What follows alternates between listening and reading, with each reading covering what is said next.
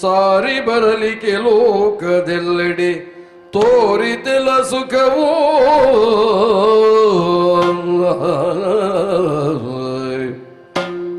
ವೀರ ವಿಠಲ ಪದವ ಬಿಡಿಯುವುದ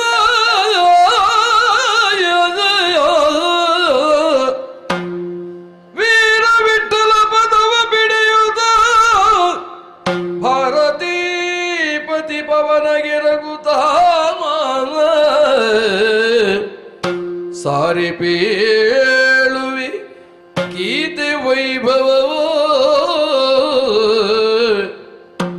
ವೀರ ವಿಠಲ ಪದವ ಬಿಡಿಯುತ್ತ ಭಾರತೀಪತಿ ಭವನಗೆ ರಘುದ ಸಾರಿ ಪೇಳುವೆ ಗೀತೆ ವೈಭವ ಧೀರ ತನದಿಂದೋ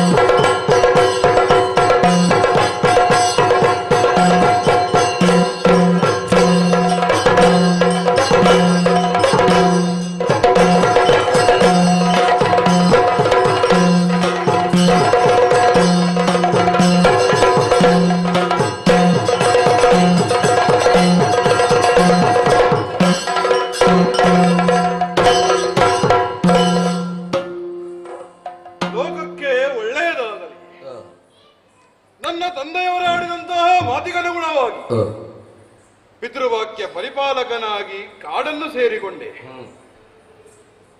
ರಾಮ ಕಾಡಿಗೆ ಬರುತ್ತಾನೆ ಎನ್ನುವುದನ್ನು ಅದೆಷ್ಟೋ ಮಂದಿ ಈ ಮೊದಲೇ ತಿಳಿದಿದ್ದರಂತೆ. ಆ ಪ್ರಕಾರವಾಗಿ ನನ್ನದಾದಂತಹ ಜೀವನವನ್ನು ನಾನು ಮುನ್ನಡೆಸುವ ಕಾಲಕ್ಕಾಗಿ ಕಾಡಿಗೆ ಸೇರಿದಾಗ ಮೊದಲು ಕಾಡಿಗೆ ಬಂದವ ಭರತ ಪಾದುಕೆಯನ್ನು ಕೊಟ್ಟು ಕಳುಹಿದೆ. ತದನಂತರದಲ್ಲಿ ಆ ಚಿತ್ರಕೂಟವನ್ನು ಬಿಟ್ಟು ಪಂಚವಟಿಗೆ ಬಂದೆ. ಶೂರ್ಪನಕ್ಕೆ ಮುಂದಾದಳು. ತಕ್ಕ ಉತ್ತರವನ್ನಿತ್ತಿದ್ದೇವೆ. ಆ ಬಳಿಕ ಸ್ವರ್ಣ ಜಿಂಕೆಯು ಕಂಡಿತು. ಮಡದಿಯಾದವಳು ಬೇಕೆಂದು ಅದನ್ನು ಪಡೆಯಬೇಕೆನ್ನುವಂತಹ ಅತಿ ಆಸೆಯನ್ನು ವ್ಯಕ್ತಪಡಿಸಿದಳು.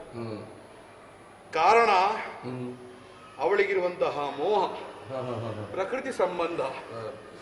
ಆ ನಿಟ್ಟಿನಲ್ಲಿ ಅವಳು ಮಾಡಿದಂತಹ ಕೃತ್ಯಕ್ಕನುಗುಣವಾಗಿಯೇ ಪ್ರಪಂಚವನ್ನು ಸೃಷ್ಟಿಯಾಗಿ ಮಾಯಾಜಾಲಕ್ಕೆ ಸಿಲುಕಿಬಿಟ್ಟಳು. ರಾವಣ ಅಪಹರಿಸಿದ ಎನ್ನುವುದನ್ನು ಜಟಾಯುವಿನ ಮುಖಾಂತರ ತಿಳಿದುಕೊಂಡೆ.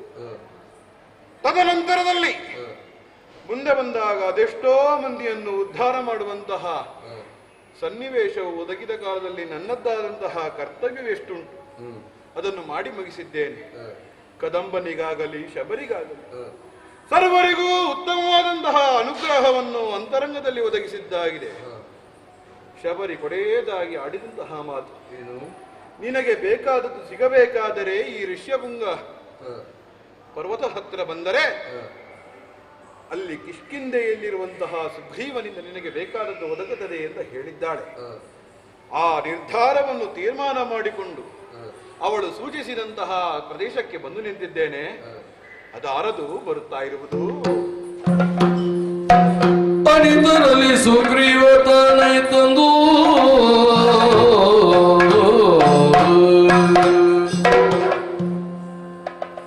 ಸುಗ್ರೀವ, ನಿನ್ನ ಮುಖವನ್ನು ಕಾಣುವಾಗ ಎಲ್ಲವೂ ಅರಿತ ಹಾಗೆ ಕಂಡರೂ ನೀನಾಗಿಯೇ ಬಣ್ಣಿಸಬೇಕು.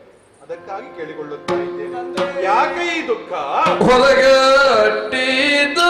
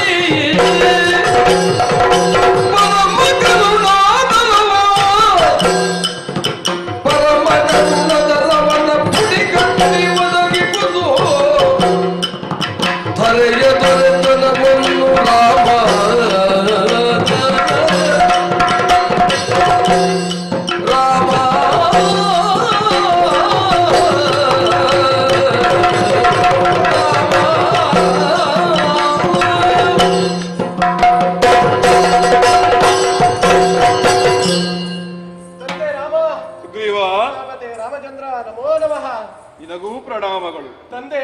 ಏನು ಸೀತಾ ಅನ್ವೇಷಣೆ ಮಾಡುತ್ತಾ ಋಷ್ಯಮುಖ ಪರ್ವತ ಕಡೆ ನೀನು ಬಂದಿದ್ದಿ. ಪತ್ನಿ ವಿಯೋಗವು ಎಷ್ಟು ದುಃಖಕರ ಎಂದು ನಾನೂ ಅರಿತಿದ್ದೇನೆ ತಂದೆ. ನನ್ನ ಅಣ್ಣನಾದಂತಹ ವಾಲಿ ನನ್ನನ್ನು ಕಿಷ್ಕಿಂಧೆಯಿಂದ ಹೊರಹಾಕಿ ನನ್ನ ಪತ್ನಿಯಾದಂತಹ ರುಮಾದೇವಿಯನ್ನು ತಾನು ಅಪಹರಿಸಿದ್ದಾನೆ ತಂದೆ. ನೀನು ಅವನನ್ನು ಕೃಪೆಯಿಂದ ಅವನನ್ನು ಸಂಹರಿಸಿ ನನ್ನನ್ನು ರಕ್ಷಿಸಬೇಕು ತಂದೆ. ಸುಗ್ರೀವ, ಎಂತಹ ಮಾತನಾಡಿದೆ?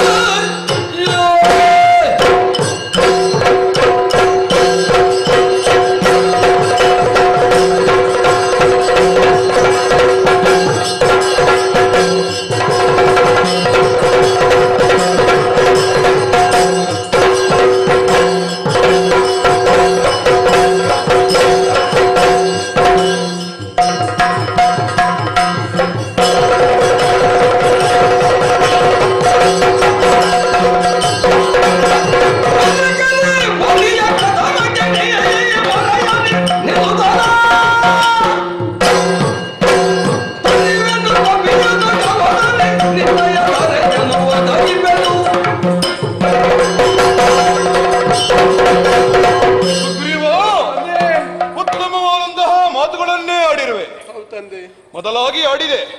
ಪತ್ನಿ ವಿಯೋಗ ಎಷ್ಟು ಕಷ್ಟ ಉಂಟು ಎನ್ನುವ ಹಾಗೆ. ಹೌದು ತಂದೆ. ಹಾಗೆಂದ ಕೂಡಲೇ ವಾಲಿಯು ಅಥವಾ ಸುಗ್ರೀವನು ಅಥವಾ ಈ ಹೊತ್ತಿಗೆ ಸುಗ್ರೀವನು ರಾವನು ಒಂದೇ ಎನ್ನುವ ಹಾಗೆ ಭಾವಿಸಕೂಡದು. ನಿನ್ನ ಸಮಸ್ಯೆ ಒಂದು, ನನ್ನ ಸಮಸ್ಯೆ ಮತ್ತೊಂದು. ಹೌದಂತ. ನೀನು ನನ್ನ ಕಾಲಿಗರಗಿ ಇಂತಹದ್ದೊಂದು ಅನುಗ್ರಹವಾಗಬೇಕು ಎನ್ನುವ ಕಾರಣಕ್ಕಾಗಿ ಹೌದು ನನ್ನನ್ನು ಬೇಡಿಕೊಂಡಿದ್ದೆ. ಹೌದು ತಂದೆ. ಕ್ಷತ್ರಿಯನಾಗಿ ನಾನು ನಿನಗೆ ಒದಗಿಸಬೇಕಾದನ್ನು ಒದಗಿಸುತ್ತೇನೆ. ನಾನು ಒಂದು ಆಶಯವನ್ನಿಟ್ಟುಕೊಂಡು ಬಂದಿದ್ದೇನೆ. ಅದನ್ನು ನೀನು ಕಾಲಕ್ಕಾಗಿ ಪೂರೈಸುವೆ ಎನ್ನುವ ಹಾಗೆ ವಚನ ಇತ್ತಿ ಅಂತಾದ್ರೆ ಕರೈವಾಲಿಯನ್ನು ದೂರದಲ್ಲಿ ನಾನು ಅವನನ್ನು ಗೆಲ್ಲುವುದಲ್ಲ, ನೀನು ಯುದ್ಧ ಮಾಡಬೇಕು. ಮರೆಯಲ್ಲಿ ನಿಂತು ಅವನಿಗೆ ಆಗಬೇಕಾದಂತಹ ಶಿಕ್ಷೆ ಏನುಂಟು ಅದನ್ನು ಒದಗಿಸುವಲ್ಲಿ ಶ್ರೀರಾಮನಾಗಿ ನಾನಿರ್ತೇನೆ. ಅದರ ಮುಂಚೆ ನನಗೆ ಒದಗಿಸುವೆಯಾ? ಒದಗಿಸುವೇನು ತಂದೆ. ವಚನ ಇತ್ತಿದ್ದಿ. ವಚನ ಇತ್ತಿದ್ದೆ. ಹಾಗಾಗಿ ನಿನಗೆ ಬೇಕಾದದನ್ನು ಈಯುವಲ್ಲಿ ನಾನು ಸಿದ್ಧ. ಯುದ್ಧ ಸನ್ನದ್ಧನಾಗಬೇಕು, ವಾಲಿಯನ್ನು ಕರೆಯಬೇಕು. ಮುಂದೆ ನಡೆ, ಮುಂದೆ ನಡೆ.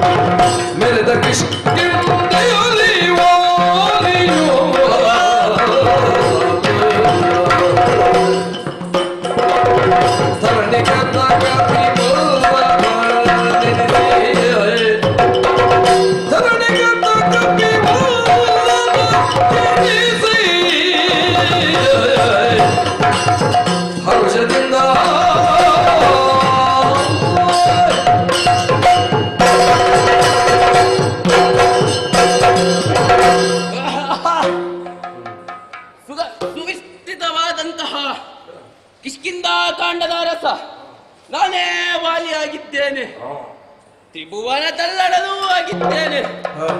ಸುವರ್ಣ ಲಂಕಾಧಿಪತಿಯಾದಂತಹ ರಾವಣನು ನನ್ನ ಮಾತನ್ನು ಹೆಸರನ್ನು ಕೇಳಿದ ಕೂಡಲೇ ಗಡಗಡನೆ ನಡಗುತ್ತಾನೆ.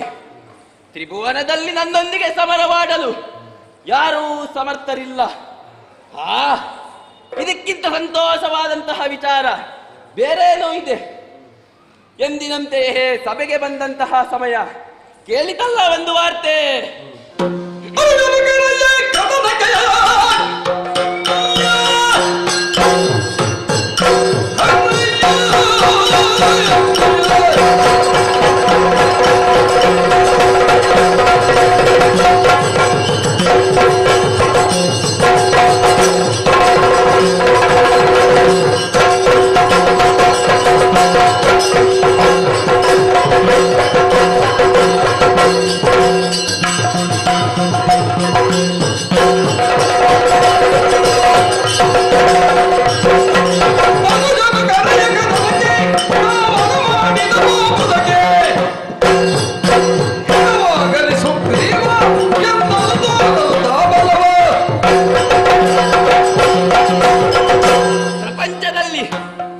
ತಮ್ಮನಾದಂತಹ ಸುಗ್ರೀವನಿಂದ ಬೇರ್ಯಾರು ಮೂರ್ಖರಿರಲಿಕ್ಕೆ ಸಾಧ್ಯವಿಲ್ಲ.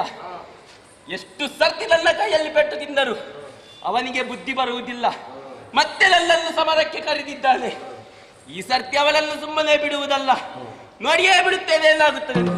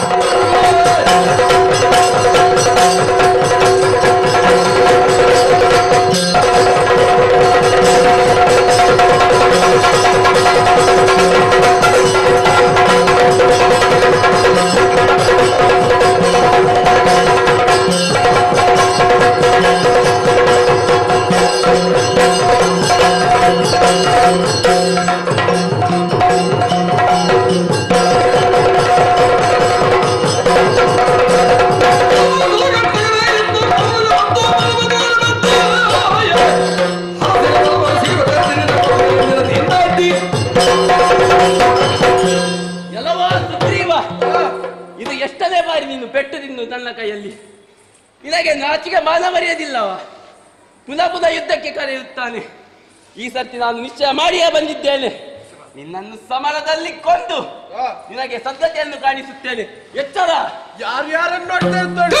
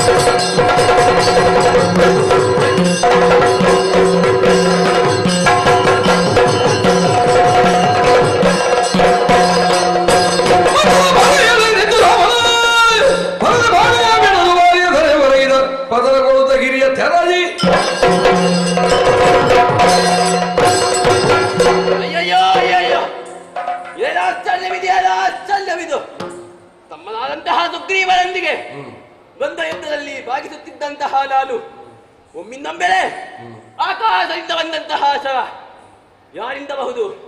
ದೇವತೆಗಳೇ ಇಲ್ಲ ಭೂಲೋಕದಲ್ಲಿ ವಾಸಿಸುತ್ತಿರುವ ನರರೇ ಅಥವಾ ಪಾತಾಳ ಲೋಕದವರೇ ನನ್ನನ್ನು ಬಗೆದಬೇಕೆಂದ ಈ ಶರವನ್ನು ಬಿಟ್ಟಿರಂತಿದೆ.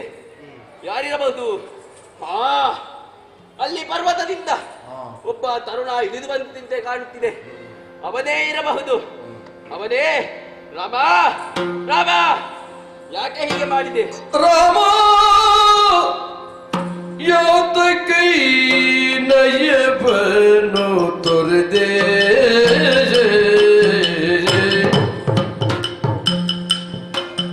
ರಾಮ ಯಾತಕೈ ನಯಬ ತೊರೆದೆ ಧರ್ಮಮೋ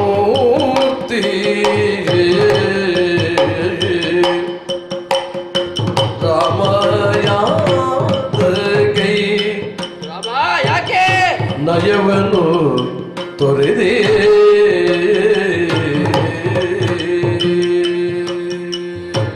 ಯಾಕೆ ಹೀಗೆ ಮಾಡಿದೆ ರಾಮಗೆ ಕೋಡೆಗೆ ಮಾಂಸದ ಬಯಕೆಯೇ ರಾಮ ನಿನಗೆ ಕೋಡೆಗೆ ಮಾಂಸದ ಬಯಕೆಯೇ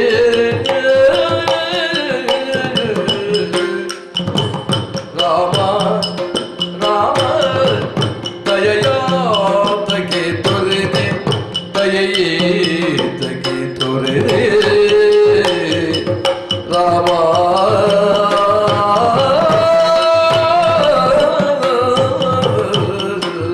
ರಾಮ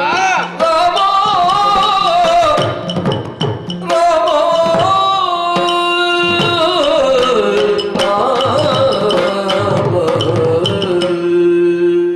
ಶ್ರೀರಾಮ ರಘುರಾಮ ಯಾಕೆ ಇಂತಹ ನೀಚ ಕೃತ್ಯವನ್ನು ಮಾಡಿದೆ ನನ್ನ ಸಹೋದರಾದಂತಹ ಸುಗ್ರೀವನೊಂದಿಗೆ ದ್ವಂದ್ವ ಯುದ್ಧದಲ್ಲಿ ಪಾಲ್ಗೊಂಡಂತಹ ನಾನು ಅವನೊಂದಿಗೆ ಸಮರವನ್ನು ಮಾಡುತ್ತಿದ್ದಂತಹ ಸಂದರ್ಭ ಮಧ್ಯದಲ್ಲಿ ಏಕಾಏಕಿಯಾಗಿ ನುಗ್ಗಿ ನನ್ನ ಮೇಲೆ ಶರಪ್ರಯೋಗವನ್ನು ಮಾಡಿದೆ ಅಲ್ಲ. ನನ್ನ ಈ ದೇಹದಲ್ಲಿರುವ ಮಾಂಸದ ಆಸೆಯಿಂದಾಗಿಯೋ ಇಲ್ಲ ಏನಾದರೂ ಬೇರೆ ಕಾರಣ ಇದೆಯೋ? ಹಾ ನೆನಪಾಯಿತು. ನೀನು ಇಲ್ಲಿಗೆ ಬಂದದ್ದು ನಿನ್ನ ಸೀತೆಯೊಂದಿಗೆ ಅಲ್ಲವೇ? ಮಧ್ಯದಲ್ಲಿ ರಾವಣೇಶ್ವರನು ಬಂದು ಸೀತೆಯನ್ನು ಅಪಹರಿಸಿದ ಕಾರಣ ಆಕೆಯನ್ನು ಹುಡುಕುತ್ತಾ ಇಲ್ಲಿಗೆ ನೀನು ಬಂದಿರುವೆ. ಮಧ್ಯದಲ್ಲಿ ನನ್ನ ತಮ್ಮನಾದಂತಹ ಸುಗ್ರೀವನು ಸಿಕ್ಕಿದ. ಅವನಲ್ಲಿ ಹೋಗಿ ಸಹಾಯ ಬೇಡಿದ್ಯಲ್ಲ. ನೇರವಾಗಿ ನನ್ನ ಬಳಿಯೇ ಬರುತ್ತಿದ್ದರೆ ರಾವಣೇಶ್ವರನಿಗೆ ಒಂದು ಓಲೆ ಕಲಿಸಿದರೆ ಸಾಕು. ಜಿಯಾ, ನನ್ನಿಂದ ಏನಾಗಬೇಕು ಎಂದು ಅವನೇ ಬಂದು ಕೇಳುತ್ತಿದ್ದ. ಇವನ ಸೀತೆಯನ್ನು ಬಿಟ್ಟು ಬಿಡು ಎಂದು ಹೇಳಿದರೆ ತಕ್ಷಣವೇ ರಾಜಮರ್ಯಾದೆಯಾಗಿ ಅವಳನ್ನು ಹಿಂದಿರುಗಿಸುತ್ತಿದ್ದ. ಅದನ್ನು ಬಿಟ್ಟು ಸ್ವಲ್ಪ ಆಸೆಯಿಂದಾಗಿ ಸುಗ್ರೀವನ ಸಹಾಯ ಬೇಡಿದೆ ಅಲ್ಲ.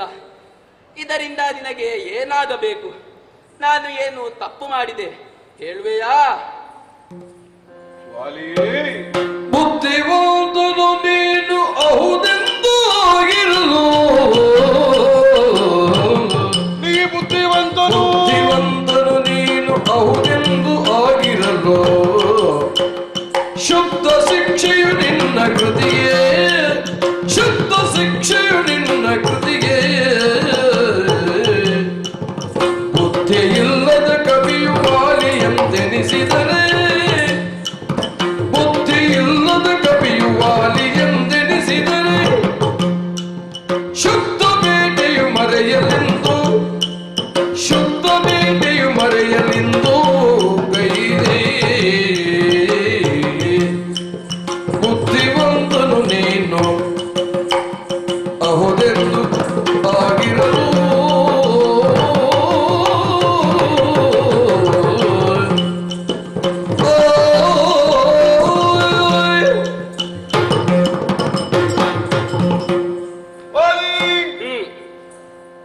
ಹಲವು ಪ್ರಶ್ನೆಗಳನ್ನು ಕೇಳಿದೆ. ಹಾ ಯಾಕೆ ಈ ರೀತಿಯಾದಂತಹ ಹೇಯ ಕೃತ್ಯವನ್ನೆಸಗಿದೆ ರಾಮ? ಕ್ಷತ್ರಿಯ ಕುಲದಲ್ಲಿ ಹುಟ್ಟಿದಂತಹ ನಿನಗಿದು ಭೂಷಣವೇ ಎನ್ನುವ ಹಾಗೆ ಹಲವಾರು ಪ್ರಶ್ನೆಗಳನ್ನಾಡಿರುವೆ. ಉತ್ತರವನ್ನು ಕೇಳ ಬಯಸುವವನಾದರೆ ಹೇಳುವುದಕ್ಕೂ ನಾನು ಸಿದ್ಧ. ಹೇಳಯ್ಯ. ಮರೆಯಲ್ಲಿ ನಿಂತು ಯಾಕೆ ಹೊಡೆದೆ ಎನ್ನುವುದಕ್ಕೆ ಮತ್ತೆ ಉತ್ತರಿಸ್ತೇನೆ. ಹಾ ನಿನ್ನನ್ನು ಕೊಲ್ಲುವುದಕ್ಕೂ ಕಾರಣ ಉಂಟು. ಏನು? ಧರೆಯಲ್ಲಿ ಒಬ್ಬಾಕೆಯ ಪತ್ನಿಯನ್ನು ಇನ್ನೊಬ್ಬ ಅಪಹರಿಸ್ತಾನೆ ಅಂತಾದರೆ ಅದಕ್ಕೆ ಶಿಕ್ಷೆ ಮರಣದಂಡನೆ ಎನ್ನುವುದು ಹೌದೇ? ಕ್ಷತ್ರಿಯ ಕುಲದಲ್ಲಿ ಸರ್ವರೂ ಒಪ್ಪಿಕೊಂಡಿರುವುದು. ನೀನು ಸಮ್ಮತಿಸ್ತಾ ಇರುವೆ. ಹಾ ಈ ಹೊತ್ತಿಗೆ ನೀನು ಅಪರಾಧ ಮಾಡಿದ್ದು ಹೇಗಾಯಿತು ಅಂತ ಕೇಳಿದ್ರೆ ಹಾ ಸುಗ್ರೀವನ ಮಡದಿಯನ್ನು ನೀನು ಅಪಹರಿಸಿದ್ದು ಹಾ ಹೇಳುತ್ತೀರೇನು? ಹಾ. ಅವಳಾಗಿಯೇ ನನ್ನ ಬಳಿಗೆ ಬಂದಳು, ಸ್ವೀಕರಿಸುವುದಕ್ಕೆ ನಾ ಹಿಂದೆ ಮುಂದೆ ನೋಡ್ಲಿಲ್ಲ, ಸ್ವೀಕರಿಸಿದೆ ಎನ್ನುವ ಹಾಗೆ. ಯಾವತ್ತು ಸ್ವೀಕರಿಸಬಹುದು ತಮ್ಮನ ಹೆಂಡತಿಯನ್ನು? ಯಾವತ್ತು? ತಮ್ಮನಾದವ ಅಗಲಿದ ಅಂತಾದ್ರೆ, ಅಥವಾ ಯಾವುದೋ ಒಂದು ದಿಕ್ಕಿಗೆ ಒಬ್ಬ ಹೋಗಿದ್ದಾನೆ, ಹಾ. ಅವ ಮರಳಿ ಬರಲಿಲ್ಲ ಅಂತ ಆಗುವಾಗ, ಅಥವಾ ಹೋದವ ಹಲವಾರು ವರ್ಷಗಳ ಬಳಿಕ ಎಲ್ಲಿಗೆ ಹೋಗಿದ್ದಾನೆ ಏನಾಗಿದ್ದಾನೆ ಎನ್ನುವುದನ್ನು ತಿಳಿಯದೇ ಇದ್ದ ಕಾಲದಲ್ಲಿ ದೂರದ ಬೆಟ್ಟದ ದೊತ್ತಿಗೆ ಹೋಗಿ ಆತನ ಹೆಸರನ್ನು 7 ಬಾರಿ ಕೂಗಬೇಕು. 7 ಬಾರಿ ಕೂಗುವಾಗಲೂ ಪ್ರಪಂಚದಲ್ಲಿರುವಂತಹ ಯಾವುದೇ ಒಂದೇ ಒಂದು ಸೃಷ್ಟಿಯೂ ಅದಕ್ಕೆ ಪ್ರತಿಕ್ರಿಯಿಸದೇ ಹೋದರೆ ಆತ ಲೋಕದಲ್ಲಿ ಅಳಿದು ಹೋದನೆಂದು ಅರ್ಥ. ಆ ಬಳಿಕ ಮಡದಿಯನ್ನು ಕೇವಲ ಸಂತಾನ ವೃದ್ಧಿಗಾಗಿ, ಸಂತಾನವೆನ್ನುವುದೆಂದಾದರೆ ಆಕೆಗೆ ಮಕ್ಕಳು ಬೇಕು ಅಂತಲ್ಲ, ಮನೆಯ ನಂದಾದೀಪ ವೃದ್ಧಿಯಾಗಬೇಕೆನ್ನುವಂತಹ ಕಾರಣಕ್ಕಾಗಿ ಕೇವಲ ಒಂದೇ ಒಂದು ಬಾರಿ ಆಕೆಯನ್ನು ಪತ್ನಿಯನ್ನಾಗಿ ಸ್ವೀಕರಿಸುವಂತಹ ಅಧಿಕಾರ ಅಣ್ಣನಿಗೋ ತಮ್ಮನಿಗೋ ಇರುತ್ತದೆ. ಆದರೆ ಇಲ್ಲಿ ನೀನು ಈ ನಗರಕ್ಕೆ ಬಂದು ನಿನ್ನದ್ದಾದಂತಹ ತಮ್ಮ ಸಿಂಹವಿಷ್ಟರವನ್ನೇರಿ ಕುಳಿತಿದ್ದಾನೆ ಎನ್ನುವಂತಹ ಕಾರಣಕ್ಕಾಗಿ ಏನು ಮಾತನಾಡದೆ ಅವನನ್ನು ಕೆಳಗಿಳಿಸಿ ತದ ಬಳಿಕ ನೀನು ಸಿಂಹವಿಷ್ಟರವನ್ನೇರಿ ಕುಳಿತುಕೊಂಡೆ. ಅದನ್ನಾದರೂ ಒಂದು ಪಕ್ಷದಲ್ಲಿ ಕ್ಷಮಿಸಬಹುದು. ತದನಂತರದಲ್ಲಿ ವಾಲಿ ಜೀವಂತವಿರುವ ಕಾಲಕ್ಕೆ ಆಕೆಯ ಮಡದಿಯನ್ನು ಅರಮನೆಯಲ್ಲೇ ಇರಿಸಿ ಬಲಾತ್ಕಾರವಾಗಿ ಅವಳು ನಿನ್ನನ್ನು ಒಪ್ಪುವ ಹಾಗೆ ಮಾಡಿಕೊಂಡು ನಿನ್ನ ಹೆಂಡತಿಯನ್ನಾಗಿಸಿರುವೆ. ಅಂತಹ ನಿನಗೆ ಮರಣದಂಡನೆಯನ್ನು ವಿಧಿಸುವುದು ವಿಧಿಸಿದ್ಧ ಎನ್ನುವುದನ್ನು ತೀರ್ಮಾನ ಮಾಡಿಯೇ ನಾನು ಮುಂದುವರಿದದ್ದು. ಆ ಬಳಿಕ ವಾಲಿ ನಿನಗೆ ಒಂದು ವರವಿದೆ. ಇಂದ್ರನು ಕೊಟ್ಟಂತಹ ಮಾಲೆ, ಆ ಮಾಲೆಯನ್ನು ನೀನು ಧರಿಸಿ ಯುದ್ಧ ಮಾಡಿದೆ ಎಂದಾದರೆ ನಿನ್ನ ಎದುರಾಳಿ ಯಾರಿರ್ತಾರೋ ಅವರ ಅರ್ಧದಷ್ಟು ಬಲ ನಿನಗೆ ಬಂದು ಸೇರಿಬಿಡುತ್ತದೆ ಎನ್ನುವ ಹಾಗೆ ಆ ನಿಟ್ಟಿನಲ್ಲಿಯೇ ಪ್ರತಿ ಬಾರಿಯೂ ಸುಗ್ರೀವ ಹೊಡೆತದಿಂದ ಹೋದದ್ದು. ಯಾಕೆ ಅಂತ ಹೇಳಿದ್ರೆ ಸುಗ್ರೀವನ ಅರ್ಧ ಪ್ರಾಬಲ್ಯ ನಿನಗೆ ಬಂದು ತದನಂತರದಲ್ಲಿ ಒಬ್ಬ ಸೋಲೇಬೇಕಾಗಿತ್ತು. ಅದಕ್ಕಾಗಿಯೇ ಆತನನ್ನು ಮುಂದೆ ಕಳುಹಿಸಿದ ಬಳಿಕ ಯುದ್ಧ ಮಾಡುವ ಕಾಲದಲ್ಲಿ ಆತನಾರು ನೀನಾರು ಎನ್ನುವುದನ್ನು ತಿಳಿಯದೆ ಒಮ್ಮೆ ಹೋದೆವು. ಯಾಕೆ ಅಂತ ಹೇಳಿದ್ರೆ ಅವಳಿ ಮಕ್ಕಳು ನೀವು. ಆ ಬಳಿಕ ಮಳಲಿ ನನ್ನದ್ದಾದಂತಹ ಕೊರಳಿನ ಮಾಲೆಯನ್ನು ಸುಗ್ರೀವನಿಗೆ ಧರಿಸಿ ತದನಂತರದಲ್ಲಿ ನೇವೀರವರು ಯುದ್ಧ ಮಾಡುವ ಕಾಲದಲ್ಲಿ ಮರೆಯಲ್ಲಿ ನಿಂತು ನಾನು ಬಾಣ ಬಿಟ್ಟದ್ದು. ಮರೆಯಲ್ಲಿ ನಿಂತು ಯಾಕೆ ಬಾಣ ಬಿಟ್ಟೆ? ಕಾಡಿನಲ್ಲಿ ಕ್ಷತ್ರಿಯರಿಗೊಂದು ಧರ್ಮ ಉಂಟು. ಕಾಡಿನಲ್ಲಿ ಉಪಟಳವನ್ನು ನೀಡುವಂತಹ ಪ್ರಾಣಿಗಳನ್ನು ಮುಖಾಮುಖಿಯಾಗಿ ಹೊಡೆಯಬೇಕೆಂದಿಲ್ಲ. ಕಂಡ ಕೂಡಲೇ ಬಾಣ ಪ್ರಯೋಗಿಸಿ ಅದನ್ನು ನಿಗ್ರಹಿಸುವಂತಹ ಶಕ್ತಿ ಸಾಮರ್ಥ್ಯವನ್ನು ಅಥವಾ ಅಧಿಕಾರವನ್ನು ಹೊಂದಿದವರು ಕ್ಷತ್ರಿಯರಾಗಿದ್ದಾರೆ. ಪ್ರಸ್ತುತ ಭೂತಳಕ್ಕೆ ಅಧಿಕಾರಿ ಯಾರು ಅಂತ ಹೇಳಿದ್ರೆ ನನ್ನ ತಮ್ಮ ಭರತ. ಆತ ಸಿಂಹವಿಷ್ಟರವನ್ನೇರಿ ಕುಳಿತುಕೊಳ್ಳದಿದ್ದರೂ ನನ್ನದ್ದಾದಂತಹ ಪಾದುಕೆಯನ್ನು ಸಿಂಹವಿಷ್ಟರದಲ್ಲಿರಿಸಿ ರಾಜ್ಯಭಾರವನ್ನು ನಡೆಸುತ್ತಾ ಇರುವವನು. ಒಂದರ್ಥದಲ್ಲಿ ಈ ಕ್ಷೇತ್ರಕ್ಕೆ ಒಡೆಯ ನಾನೇ. ನಾನು ಈ ಕ್ಷೇತ್ರದಲ್ಲಿದ್ದುಕೊಂಡು ಪಡಳವನ್ನು ನೀಡುತ್ತಿರುವಂತಹ ಪ್ರಾಣಿಯೆಂದಾಗಿ ನಿನ್ನನ್ನು ಸ್ವೀಕರಿಸಿ ನೀ ಮಾಡಿದಂತಹ ಅಪರಾಧಕ್ಕೆ ಇದೇ ಶಿಕ್ಷೆ ಎನ್ನುವ ಕಾರಣಕ್ಕಾಗಿ ನೀನು ಪಡೆದಂತಹ ವರಕ್ಕನುಗುಣವಾಗಿ ನಿನ್ನ ಮರೆಯಲ್ಲಿ ನಿಂತು ನಿನ್ನನ್ನು ಪ್ರಾಣಹರಣವನ್ನು ಮಾಡುವ ಕಾಲದಲ್ಲಿ ನಾನು ಪೂರ್ಣ ಸಿದ್ಧನಾಗಿದ್ದೇನೆ ಎನ್ನುವುದನ್ನು ಈ ಮೂಲಕ ನಿನಗೆ ತಿಳಿಸುತ್ತಾ ರಾಮ ನಿರ್ದೋಷಿ ಎನ್ನುವುದನ್ನು ಲೋಕಮುಖದಲ್ಲಿ ಸಾರುತ್ತಾ ಇದ್ದೇನೆ. ಅಯ್ಯ ರಾಮ, ಏನು ನಿನ್ನ ಸೇವೆಯ ಭಾಗ್ಯ ಹೋಯಿತು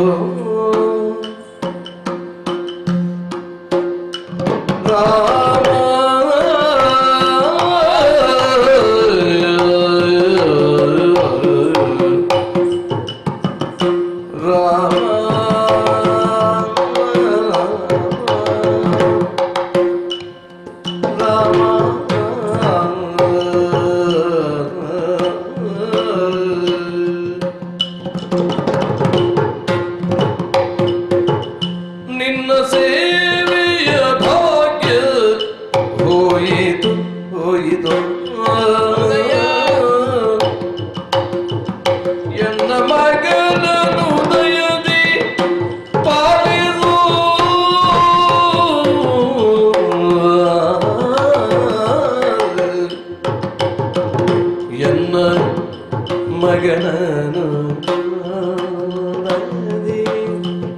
ಪಾಲಿಸು ರಾಮ.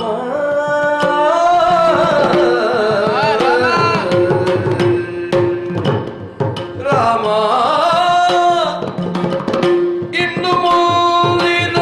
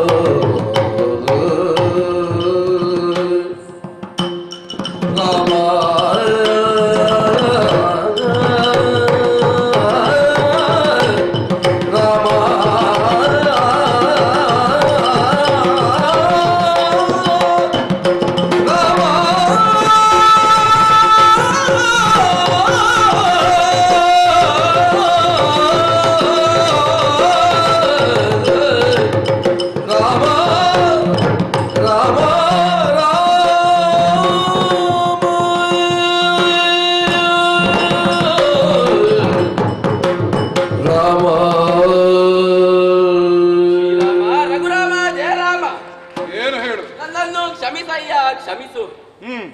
ಜೀವಮಾನದಲ್ಲಿ ಇಲ್ಲಿಯವರೆಗೆ ನನ್ನ ದೇಹದಲ್ಲಿ ಒಂದು ಒಂದು ಗಾಯವೂ ಆಗಿರಲಿಲ್ಲ. ಈಗ ಯುದ್ಧ ಮಾಡುತ್ತಿದ್ದಂತಹ ಸಂದರ್ಭದಲ್ಲಿ ನನ್ನ ಕರುಳಿಗೆ ಬಿದ್ದಂತಹ ಬಾಣ ಅದನ್ನು ನಾನು ತಡೆ ಹಿಡಿದೆ. ಇದರಿಂದ ಆದಂತಹ ಘಾತವನ್ನು ತಡೆಯಲಾರದೆ ಈ ರೀತಿಯಾದಂತಹ ಮಾತುಗಳನ್ನು ಆಡುತ್ತಾ ಇರುವೆನಯ್ಯ. ರಾಮ, ಈ ಜನ್ಮದಲ್ಲಿ ನನಗೆ ನಿನ್ನ ಸೇವೆ ಮಾಡುವ ಯೋಗ ಭಾಗ್ಯ ಸಿಗಲಿಲ್ಲ. ಹಾಗಾಗಿ ಮುಂದಿನ ಜನ್ಮ ನನಗೆ ಉಂಟು ಅಂತಾದರೆ ನನ್ನನ್ನು ನಿನ್ನ ಸೇವೆ ಮಾಡುವ ಹಾಗೆ ನನ್ನನ್ನು ಕರುಣಿಸಬೇಕು. ಅಷ್ಟೇ ಅಲ್ಲದೆ ನನ್ನ ಮಡದಿಯಾದಂತಹ ತಾರೆ, ಮಗನಾದಂತಹ ಅಂಗದ, ತಮ್ಮನಾದಂತಹ ಸುಗ್ರೀವ, ಇವರು ಮೂವರನ್ನು ನೀನು ಪರಿಪಾಲಿಸುತ್ತಾ ಅವರನ್ನು ಸಾಕಬೇಕು. ಹೀಗೆ ಮಾಡಿದರೆ ಸಂತೋಷದಿಂದ ಈ ಜೀವನದ ಪ್ರಾಣವನ್ನು ನಾನು ಬಿಡುತ್ತೇನೆ. ಇದು ನಿನಗೆ ಒಪ್ಪಿಗೆ ಆದರೆ ಮಾತ್ರ.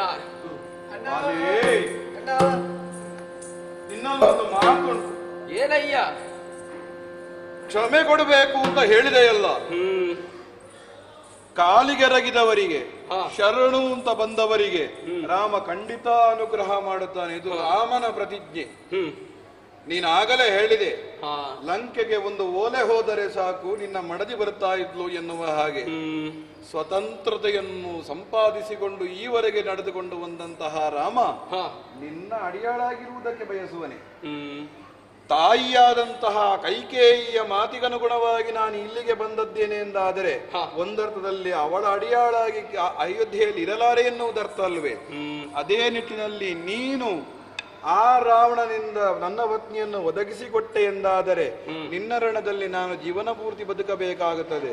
ಪಡೆದರೆ ನನ್ನ ಭುಜಬಲಕ್ರಮದಿಂದಲೇ ಆಕೆಯನ್ನು ಪಡೆದುಕೊಳ್ಳುತ್ತೇನೆ ಎನ್ನುವಂತಹ ತೀರ್ಮಾನದಡಿಯಲ್ಲಿ ಸುಗ್ರೀವನ ಸಖ್ಯವನ್ನು ನಾನು ಬೆಳೆಸಿದೆ.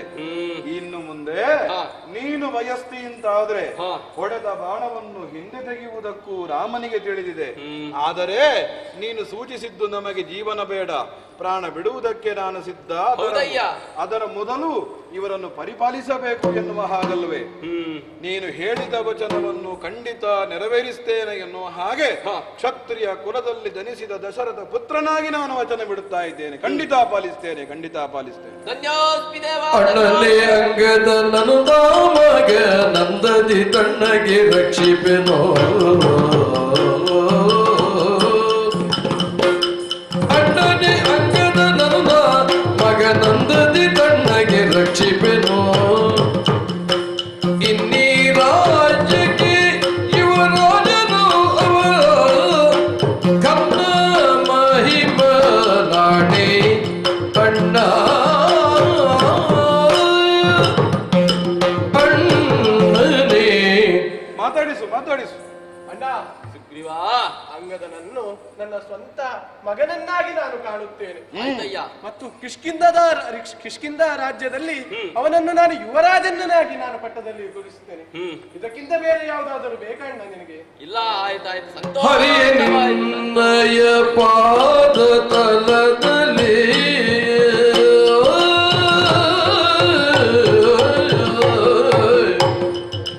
ಹರಿಯೇ ನಿನ್ನಯ ಪಾದ ತಲದಲ್ಲಿ ಪರಮ ಮಂಗಲ ಮೊಗವ ನೋಡುತ್ತ ನಿನ್ನಯ ಪರಮ ಮಂಗಲ ಮೊಗವ ನೋಡುತ್ತ ತೆರಳುವ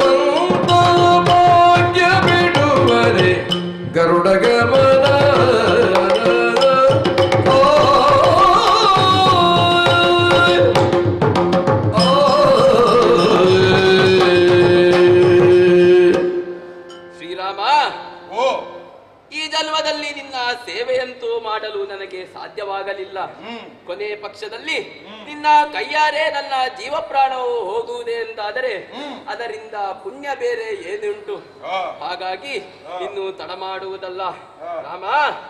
ಈಗ ನಿನ್ನ ಪಾದಗಳಿಗೆ ಬಿದ್ದಿದ್ದೇನೆ. ನನ್ನ ಪ್ರಾಣಗಳನ್ನು ತೆಗೆದು ನನ್ನ ಪ್ರಾಣ ಪಕ್ಷಿಯನ್ನು ತೆಗೆದು ಬಿಡಯ್ಯ. ಧನ್ಯನಾಗುತ್ತೇನೆ, ಧನ್ಯನಾಗುತ್ತೇನೆ. ರಾಮ ರಾಮ.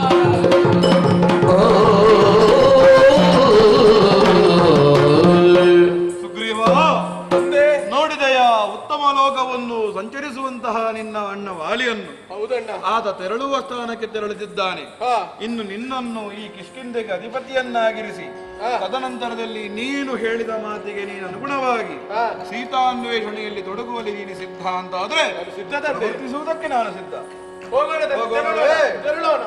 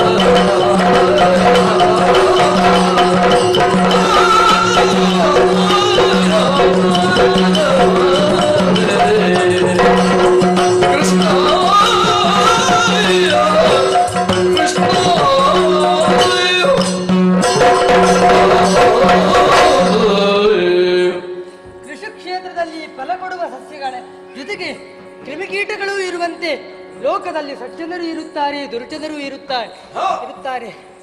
ದುರ್ಜನರು ಬಂದರೆ ಏನ್ ಮಾಡಬೇಕು ಅದನ್ನು ತಿಳಿಸೋಣ. ವಾಲಿಯಂಬುವ ಕೋಟೆಯ ಅರ್ಜುನನಾಗಿ ಕಾಳಿ ಬಂದನು ರೂಪವೇ, ಅರ್ಜುನನಾಗಿ ಕಾಳಿ ಬಂದನು ರೂಪವೇ.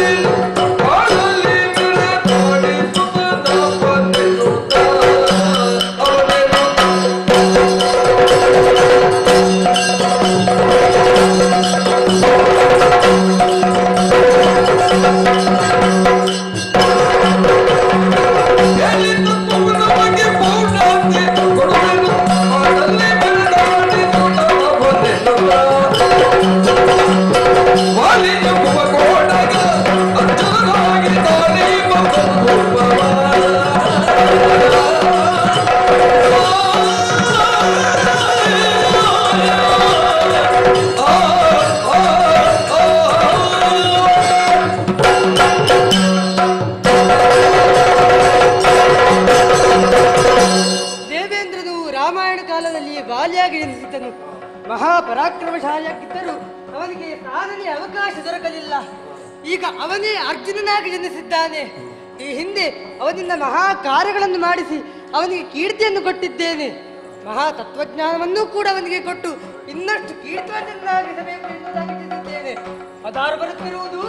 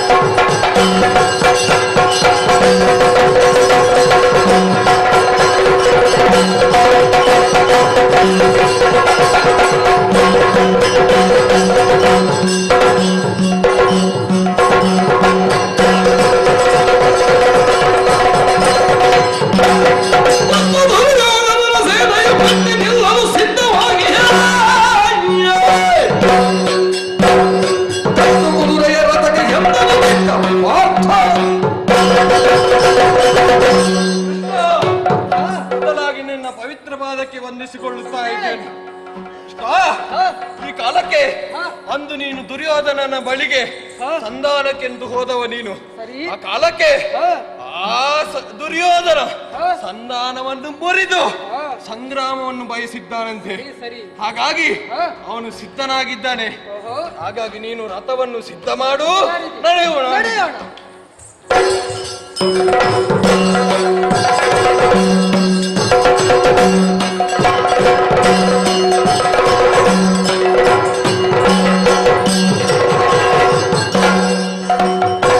ಎರಡು ಪಕ್ಷದ ಸೇನೆಯೋಡಿರುವ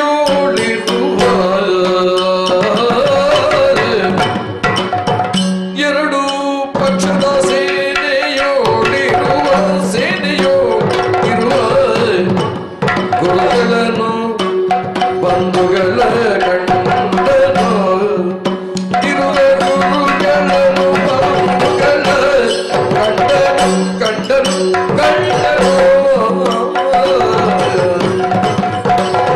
ಹರುಷ ತೊರೆಯುತ್ತ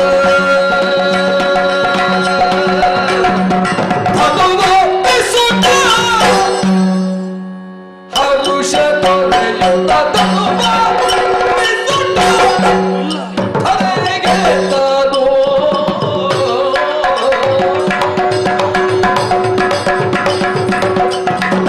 ಎರಡು ಪಕ್ಷದ ಸೇನೆಯೊಳ್ಳಿರುವ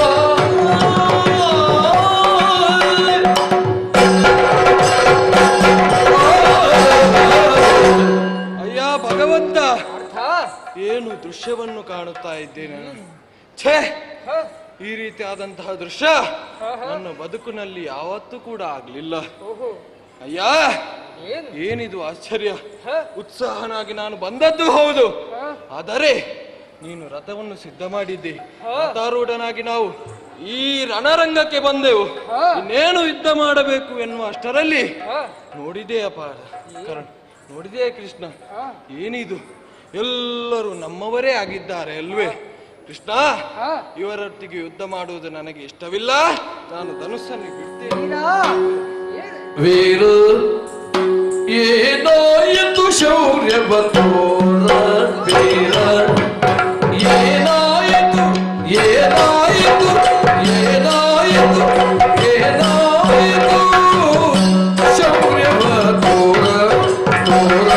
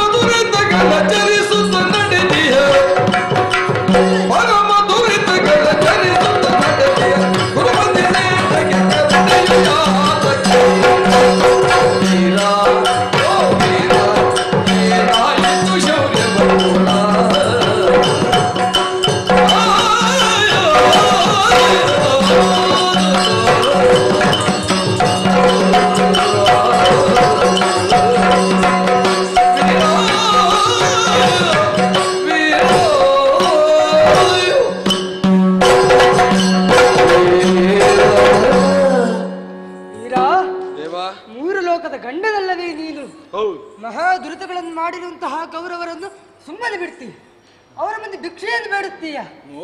ಏನಯ್ಯ, ಹೆಚ್ಚೆ ಹೆಚ್ಚೆಗೂ ನಿಮ್ಮನ್ನು ಸಾಯಿಸಲಿಕ್ಕೆ ನೋಡಿದವರು, ಧರ್ಮ ಎಂದರೆ ಏನು ಅಂತಲೇ ಗೊತ್ತಿರದವರು. ಆದರೆ ಅವರೆಲ್ಲರೂ ನಮ್ಮ ಬಂಧುಗಳಲ್ಲವೇ? ಆದರೂ ಹೀಗೆ ಮಾಡಬೇಡ, ನಾನು ಹೇಳ್ತೇನೆ, ಬಾಣ ಹಿಡಿ, ಬೇಗ ಹೊಡಿ. ಭೀಷ್ಮರನೆಂದು ಹೊಡೆಯಲಿ,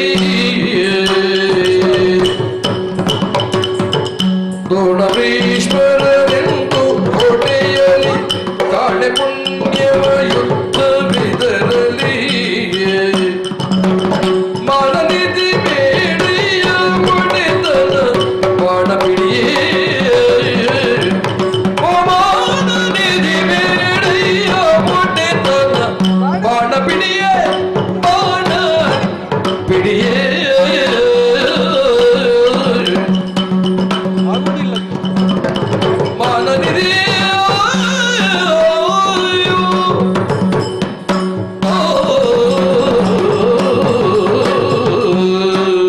ದೇವಾ, ಒಮ್ಮೆ ನೋಡಂತೆ, ಅಲ್ಲಿ ಯಾರಿದ್ದಾರೆ? ಯಾರಿದ್ದಾರೆ? ಭೀಷ್ಮಾಚಾರ್ಯರು. ಅವರ ಮುಂದೆ ಎಂತಹ ವೀರನಾದರೂ ಕೂಡ ನಿಲ್ಲುವುದಕ್ಕೆ ಅದು ಅಸಾಧ್ಯ. ಅಷ್ಟೇ ಅಲ್ಲ, ಮತ್ತೆ ಪ್ರಪಂಚದಲ್ಲಿ ಶ್ರೇಷ್ಠವಾದಂತಹ ಗುರುಗಳು ದ್ರೋಣಾಚಾರ್ಯರು. ಅವರಿಗಿಂತ ಶ್ರೇಷ್ಠವಾದಂತಹ ಗುರುಗಳು ಪ್ರಪಂಚದಲ್ಲಿ ಯಾರು ಇಲ್ಲ. ಸರಿ, ಅಂತಹ ಅವರೊಡನೆ ಶಿಷ್ಯನಾದಂತಹ ನಾನು ಯುದ್ಧ ಮಾಡುವುದು ಸರಿಯೇ ಕೃಷ್ಣ? ನೀನೇ ಹೇಳು. ಯಾಕಯ್ಯ ಅಭಿಮಾನ? ಅಭಿಮಾನ ಯಾಕಯ್ಯ ನೀ ಪ್ರಬಲತನ, ಪ್ರಬಲೆಯ ನೀ ಪ್ರಬಲತನ, ಪ್ರಬಲೆಯ.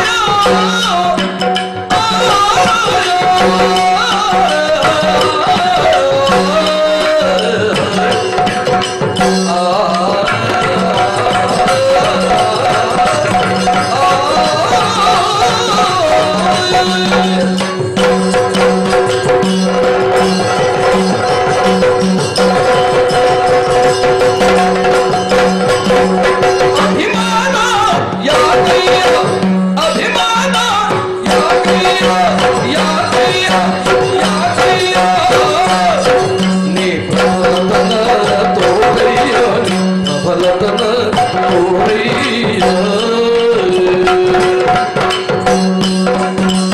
ಸಬಲ ಸುಜನ ಬಲ ಪಡೆದಿರೆ ಭುಜಗಳು, ಸಬಲ ಸುಜನ ಬಲ ಪಡೆದಿರೆ ಭುಜಗಳು,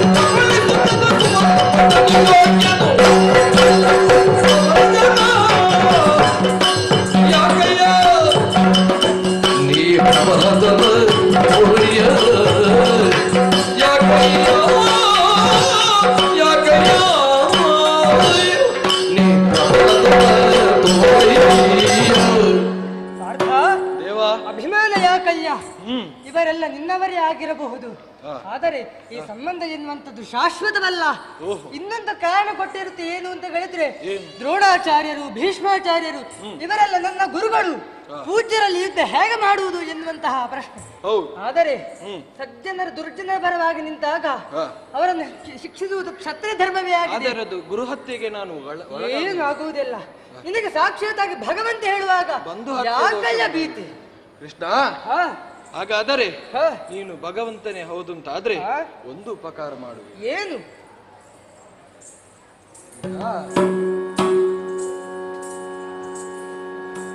ವಿಶ್ವರೂಪ ತೋರಯ್ಯ ಭವ್ಯ ರೂಪ, ನೀ ತೋರಯ್ಯ ಭವ್ಯ ರೂಪ,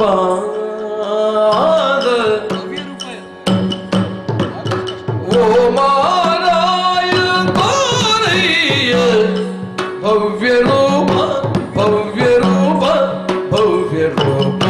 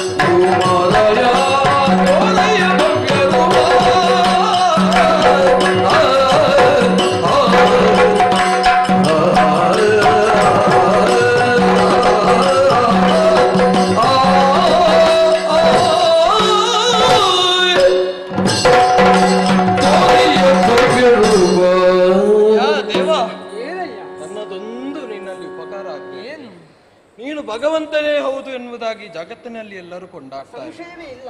ನನಗೂ ಸಂಶಯವಿಲ್ಲ. ಆದರೂ ಮನಸ್ಸಿನಲ್ಲಿ ಒಂದು ಕಿಂಚಿತ್ತು ಸಂಶಯ. ಏನು? ಅಯ್ಯ, ನೀನು ಭಗವಂತನೇ ಹೌದೆನ್ನುವುದಾಗಿ ನನಗೆ ಸ್ಪಷ್ಟ ಮಾಡಿಸಬೇಕು ಹೇಗೆ ಎಂಬುದಾಗೆ ನಿನ್ನ ವಿಶ್ವರೂಪ ನನಗೆ ದರ್ಶನವಾಗಬೇಕು. ನಿನ್ನ ವಿಶ್ವರೂಪನ ದರ್ಶನ ಆದಂತಾದ್ರೆ ನಮ್ಮಲ್ಲಿರುವಂತಹ ಪಾಪಗಳೆಲ್ಲ ದೂರವಾಗ್ತದೆ. ಹಾಗಾಗಿ ಈ ಕೋರಿಕೆಯನ್ನು ಈಡೇರಿಸುವೆಯಾ? ಸುಲಭ ಜನಬಲದ ಕೊಳೆಯನ್ನು ಬದಲಿ ತೊಳೆಯಲು ವಿಶ್ವರೂಪವ ಹರ್ಷದಿಂದಲೇ ತೋರ ನಂದಿನ ಹರಿಯು ಪಾರ್ಥನಿಗೆ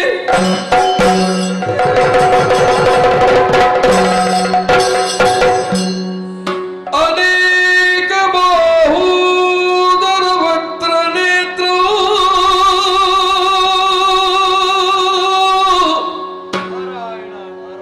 ಅನೇಕ ಬಾಹೂದರ ವಕ್ರ ನೇತ್ರ ಪಶ್ಯಾಮಿ ತ್ವಾಂ ಸರ್ವತೋನಂತರೂಪ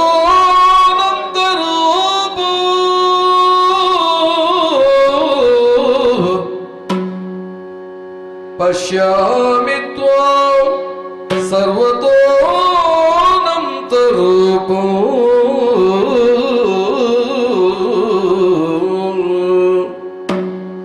ನಾಂತಂ ನ ಮಧ್ಯಂ ನ ಪುನಸ್ತವಾಯೋ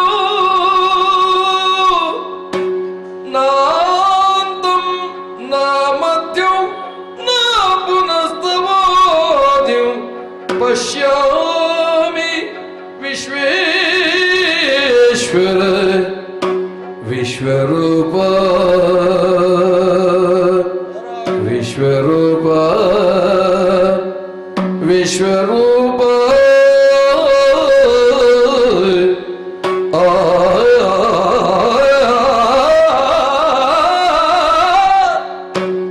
ಹರಿಯೇ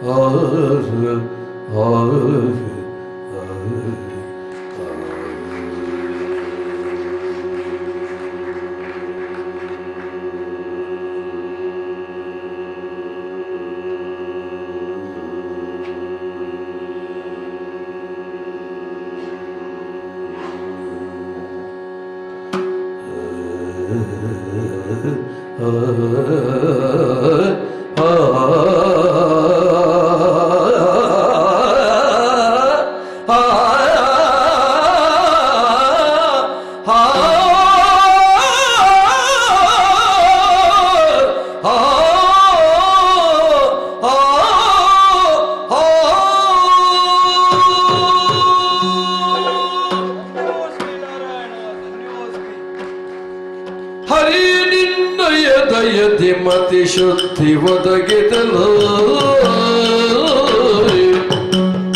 ಹರಿಯೇ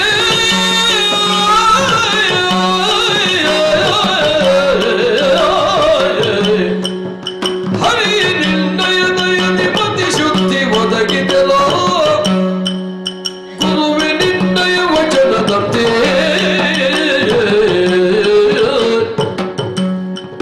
ಭರಿತ ಮನದಲ್ಲಿ ನಡೆದು ಧನ್ಯತೆಯ ಹೊಂದುವೆನು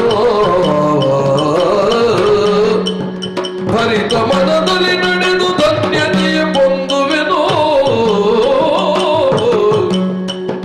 ಧರಿಸಿರುವರು ಪುಸಾಕಿನ್ನೋ ಧರಿಸಿರುವರು ಪುಸಾಕಿನ್ನೋ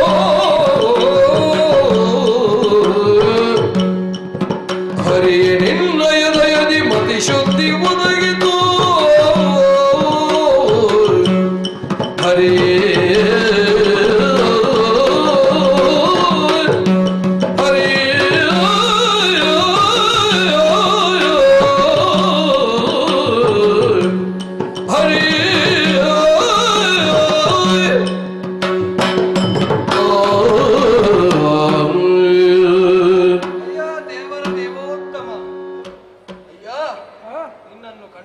ವಿಶ್ವರೂಪವನ್ನು ಕಂಡ ಕ್ಷಣವೇ ನನ್ನ ಮನಸ್ಸು ಶುದ್ಧವಾಯಿತಯ್ಯ. ಅಯ್ಯ ನಿನ್ನ ವಿಶ್ವರೂಪವನ್ನು ಮರೆಮಾಚಯ್ಯ ಮರೆಮಾಚು.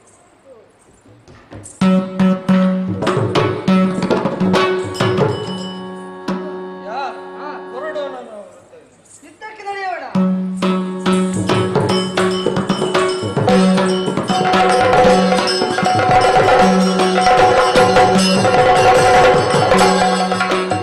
ಮನೆಯ ಮುಂದೆಯ ಕದದ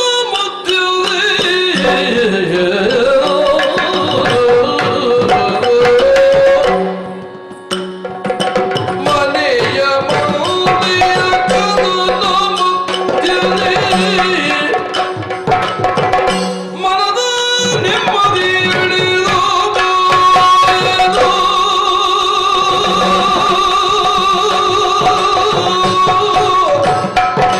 ಮನದ ನೆಮ್ಮದಿ ಕಳೆದು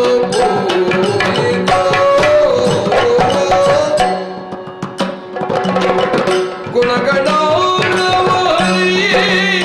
ಹರಿ ಶ್ರೀ ಹರಿ ಯಾದಗೆ ಇನಿತು ಗತಿಯೋ ಗುಣಗಳ ಹರಿಯ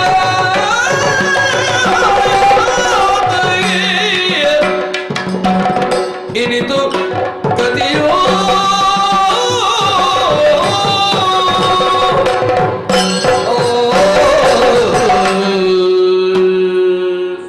ಸ್ವಾಮಿ, ಸುದೀರ್ಘವಾದಂತಹ ಈ ಭೀಷ್ಮನ ಬದುಕಿನಲ್ಲಿ ಏನೆಲ್ಲ ಘಟನೆಗಳು ಆಗಿ ಹೋದವು. ತಂದೆಯವರಿಗಾಗಿ ಸತ್ಯವತೀ ದೇವಿಯವರನ್ನು ವಿವಾಹ ಮಾಡಿಸಿದಂತಹ ಸಂದರ್ಭದಲ್ಲಿ ಆ ಕಾಲದಲ್ಲಿ ಮಾಡಿದಂತಹ ಪ್ರತಿಜ್ಞೆಯಿಂದಾಗಿ ದೇವತೆಗಳೆಲ್ಲ ಈ ದೇವವ್ರತನನ್ನು ಭೀಷ್ಮ ಎಂಬ ಬಿರುದಿನಿಂದ ಸತ್ಕರಿಸಿದರು. ಆ ಬಿರುದೇ ಶಾಶ್ವತವಾಗಿ ಹೋಯಿತು. ತಂದೆಯವರು ಸಂತೋಷದಿಂದ ಹೇಳಿದಂತಹ ಮಾತು, ಮಗೂ ನೀನು ಇಚ್ಛಾಮರಣಿಯಾಗು. ನಮಗೆ ಮರಣದ ಇಚ್ಛೆ ಬರಲಿಲ್ಲ, ಯಮ ಸಮೀಪಕ್ಕೆ ಬರಲಿಲ್ಲ. ಇಚ್ಛೆ ಬರುವುದಿಲ್ಲ, ಸಾವು ಬರುವುದಿಲ್ಲ. ಬಹು ದೀರ್ಘಾವಧಿಯ ಬದುಕು ಎನ್ನುವಂತಹದ್ದಾಗಿ ಸಂತೋಷ ಪಡಲೆ, ಅಥವಾ ಆಗಬಾರದ್ದು ಆಗಿದ್ದಕ್ಕೆ ನೋಡಬಾರದ್ದನ್ನು ನೋಡಿದಕ್ಕಾಗಿ ವ್ಯಥೆ ಪಡಲೆ, ಏನೊಂದು ಅರ್ಥವಾಗುತ್ತಾ ಇಲ್ಲ. ಸುದೀರ್ಘವಾದಂತಹ 800 ವರ್ಷಗಳ ಜೀವನದಲ್ಲಿ ಬಹಳ ಬಹಳ ಅನುಭವವನ್ನು ಪಡೆದಂತಹ ಜೀವ ಇದು. ಅಂಬೆಯ ಜೀವನದ ದುರಂತ ಕಣ್ಣಾರೆ ಈಕ್ಷಿಸುತ್ತಿದೆ. ಅಂಬಿಕೆ ಮತ್ತು ಅಂಬಾಲಿಕೆಯರನ್ನು ತಂದು ವಿಚಿತ್ರ ವೀರ್ಯನಿಗೆ ವಿವಾಹವನ್ನು ಮಾಡಿಸಿದೆ. ಆದರೆ ಏನು ಗ್ರಹಚಾರವೋ ಏನೋ, ಅಕಾಲ ಮರಣಕ್ಕೆ ಈಡಾದ. ನನ್ನ ತಾಯಿ ಸತ್ಯವತಿಯಿಂದೊರಗೂಡಿ ನಮ್ಮ ಕುಟುಂಬದಲ್ಲಿ 3 ಮಂದಿ ವಿಧವೆಯರು. ಆ ಸಮಯದಲ್ಲಿ ನನ್ನ ತಾಯಿ ನನಗೆ ಆಜ್ಞೆ ಮಾಡಿದಳು, ಮಗು, ನಿಸ್ಸಂತಾನವಾದಂತಹ ಈ ವಂಶದಲ್ಲಿ ಸಂತಾನೋತ್ಪಾದನೆಯನ್ನು ಮಾಡು. ನಿಯೋಗ ಪದ್ಧತಿಯ ಮೂಲಕವಾಗಿ ಅಂಬಿಕೆ ಅಂಬಾಲಿಕೆಯರಲ್ಲಿ ಪುತ್ರೋತ್ಪಾದನೆಯನ್ನು ಮಾಡು ಎನ್ನುವಂತಹದ್ದಾಗಿ ತಾಯಿ ಹೇಳಿದಳು. ಆಗ ತಾಯಿಗೆ ಹೇಳಿದೆ, ನಾನು ಒಂದು ಕಾಲದಲ್ಲಿ ಆಡಿದಂತಹ ಪ್ರತಿಜ್ಞೆಯನ್ನು ಜ್ಞಾಪಕ ಮಾಡಿದೆ. ಜಗತ್ತಿನಲ್ಲಿರುವಂತಹ ಸಮಸ್ತ ಸ್ತ್ರೀವರ್ಗ ತಾಯಿ ಭಾಗೀರಥಿಗೆ ಸಮಾನ. ಈ ಪ್ರತಿಜ್ಞೆಯನ್ನು ಜ್ಞಾಪಕ ಮಾಡಿದೆ. ವೇದವ್ಯಾಸರು ಬಂದು ಕೈ ಹಿಡಿದರೂ ವಂಶ ಮುಂದುವರಿಯಿತು. ಮಕ್ಕಳೇ ಇಲ್ಲದೆ ಇರುವಂತಹ ಮನೆಯಲ್ಲಿ 101 ಜನ ಕೌರವರು, 5 ಮಂದಿ ಪಾಂಡವರು, ಮಕ್ಕಳೇ ಇಲ್ಲದೆ ಇರುವಂತಹ ಮನೆಯಲ್ಲಿ ಕುಲದಲ್ಲಿ 100 ಮಕ್ಕಳು ಅಂತ ಹೇಳಿಕೊಂಡು ನಾನು ಸಂತೋಷಪಟ್ಟೆ. ಆದರೆ ನನ್ನ ಸಂತೋಷ ಶಾಶ್ವತವಾಗಿ ಉಳಿಯಲಿಲ್ಲ. ಆ ಮಕ್ಕಳ ಆಟವೇ ಮಹಾಮಾಟ ಕಾಲಕೂಟ ವಿಷಾಗ್ನಿಯಾಗಿ ಪರಿಣಮಿಸಿ ಇಡೀ ಕುಟುಂಬ ನಾಶವಾಗುವಂತಹ ಕಾಲ ಸನ್ನಿಹಿತವಾಗಿದೆ. ಆದರೆ ಮನೆಯ ಮಕ್ಕಳೇ ಹೋರಾಡುವಂತಹ ಸಮಯದಲ್ಲಿ ಒಂದು ಭಾಗದಲ್ಲಿ ನಿಂತುಕೊಂಡು ಯುದ್ಧವನ್ನು ಮಾಡುವಂತಹ ಪ್ರಾರಬ್ಧ ನನ್ನ ಶತ್ರುವಿಗೂ ಬೇಡ. ಆದರೆ ಏನು ಮಾಡೋಣ? ಸುಮ್ಮನೆ ಇರುವುದಕ್ಕೂ ಉಪಾಯವಿಲ್ಲ. ಅಪ್ರಿಯವಾದರೂ ಇದು ಹರಿಸೇವೆ ಭಗವತ್ ಸಂಕಲ್ಪ ಎನ್ನುವಂಥ ಭಾವನೆಯಿಂದ ದುರ್ಯೋಧನನಲ್ಲಿ ಮಾತುಕೊಟ್ಟೆ. ದಿನವೊಂದಕ್ಕೆ 10,000 ಮುಕುಟಧಾರಿಗಳ ಶಿರಸ್ಸನ್ನು ಭೂಮಿಗೆ ಬೀಳಿಸ್ತೇನೆ ಅಂತ ಹೇಳಿಕೊಂಡು ಶಪಥ ಮಾಡಿದೆ. ಅಷ್ಟು ಮಾತ್ರವಲ್ಲ, ಚಕ್ರವನ್ನೇ ಧರಿಸುವುದಿಲ್ಲ ಅಂತ ಪ್ರತಿಜ್ಞೆಯನ್ನು ಮಾಡಿದಂತಹ ಆ ಚಕ್ರಧಾರಿಯ ಕೈಯಲ್ಲಿ ಚಕ್ರವನ್ನು ಹಿಡಿಸ್ತೇನೆ ಅಂದರೆ ಅಂತಹ ಗಂಭೀರ ಪರಿಸ್ಥಿತಿಯನ್ನು ರಣರಂಗದಲ್ಲಿ ಉಂಟು ಮಾಡುತ್ತೇನೆ ಅಂತ ಹೇಳಿಕೊಂಡು ಪ್ರತಿಜ್ಞೆಯನ್ನು ಮಾಡಿದ್ದೇನೆ. ಈ ರೀತಿಯಲ್ಲಿ ಮುಂದುವರಿತಾ ಇದೆ. ಎಲ್ಲಿಗೆ ಬಂದು ನಿಲ್ಲುತ್ತದೆ ಅದೆಲ್ಲ ಹರಿಸಂಕಲ್ಪ. ಈಗ ನಮಗ ಕರ್ತವ್ಯ ಏನು?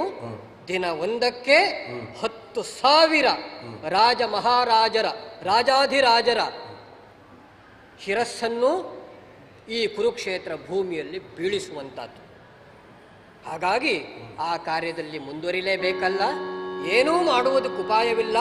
ಎಲ್ಲವನ್ನೂ ಕೃಷ್ಣಾರ್ಪಣಗೊಳಿಸಿ ಕರ್ತವ್ಯದಲ್ಲಿ ಮುಂದುವರಿಯುತ್ತೇರಂತೆ.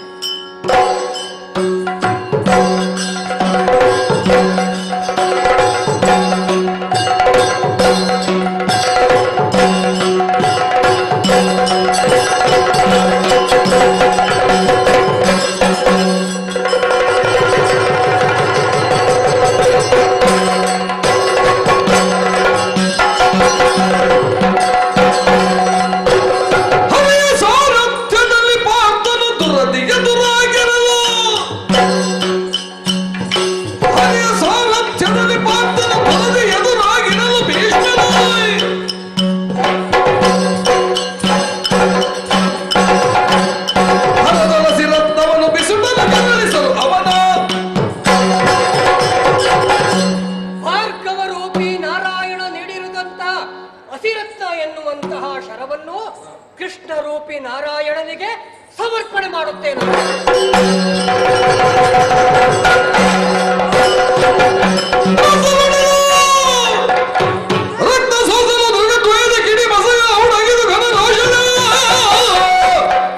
ಕುರುಬಲವಲಸಿಯರೆದು ಭೀಷ್ಮನ ವಿಭಾಡಿಸುವ ಈರೇಳು ಜಗ ಬೆರೆಸಿ ಶತಕೋಟಿಯ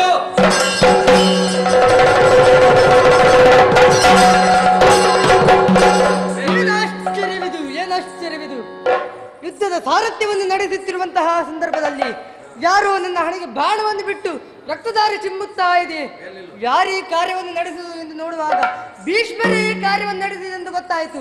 ಹಾಗಾಗಿ ಹಿಡಿಯುತ್ತೇನೆ ಚಕ್ರವನ್ನು.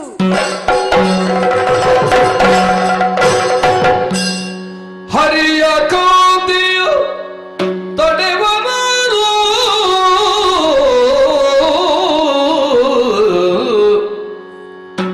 ಹರಿಯ ಕಾಂತಿಯ ತಡೆವರಾರಿನ್ನೆರಡು ಬಲ ಬೆರಗಾಗಿ ಇನ್ನೆರಡು ಬಲ ಬೆರಗಾಗಿ ಕಣ್ಮುಚ್ಚಿರಲು ಭೀಷ್ಮನು ಬೆದರಿ ಭೀಷ್ಮನು ಬೆದರಿ ರಥದಿಂದಿಳಿದು ನಡೆದೋ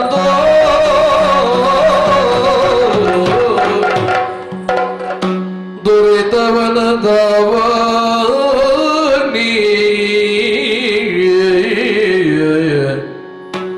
ದುರಿತವನ ದಾವಾಗ್ನಿ ಲಕ್ಷ್ಮೀವರ ಮುಕುಂದ ಮುರಾರಿ ಜಯವೆನುತ ಎರಗಿ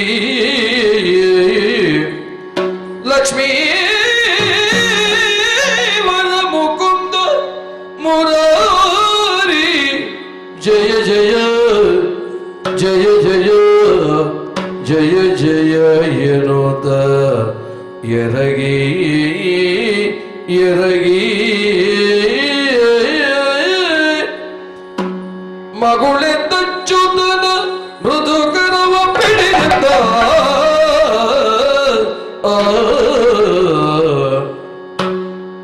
ಶ್ರೀ ಮನೋಹರ ಸ್ವಾಮಿ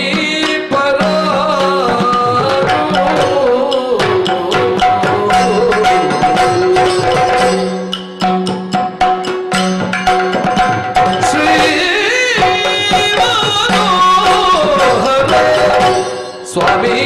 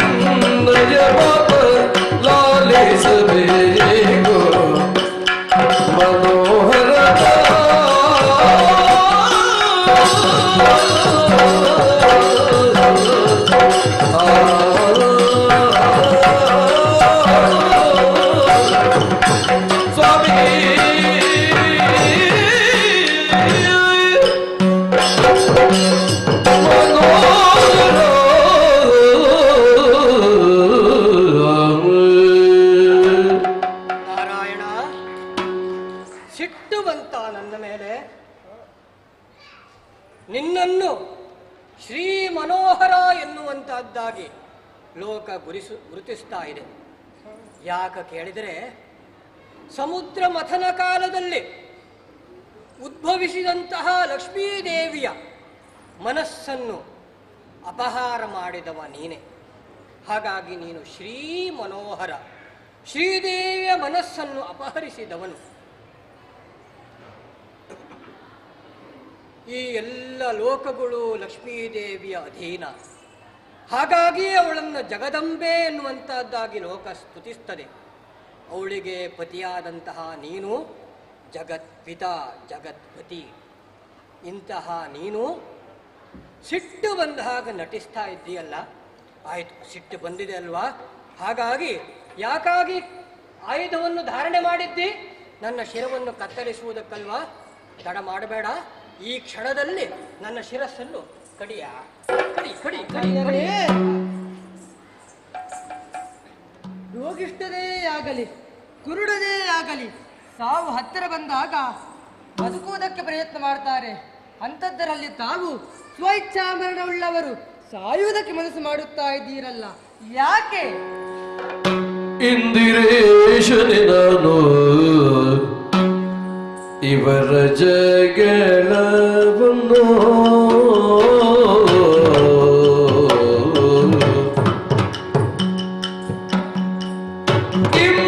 ಇಂದಿರೇಶನೆ ನಾನು ಇವರ ಜಗಳವನ್ನು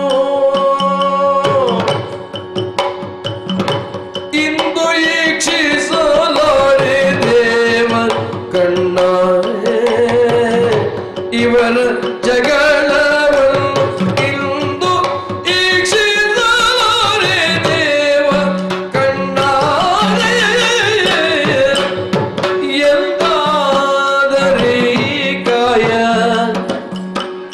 ಎರವಿ ನೋಡವೇ ಜಿಯ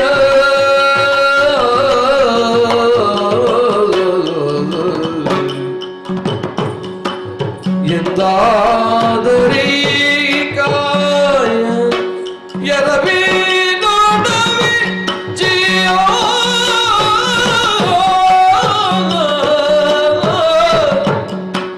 ಹಿಂದೆ ಹೋಗಲಿ ಕೀಚು ಚಕ್ರ ನೀನೆಚ್ಚು ಹಿಂದೆ ಹೋಗಲಿ ಕೀಚು ಚಕ್ರ ನೀನೆಚ್ಚು ಶ್ರೀ ಮನೋಹರ ಸ್ವಾಮಿ ಪರಾಗೋ ಕೇಶವ ಮಾಧವ ಮುಕುಂದ ಮುರಾರಿ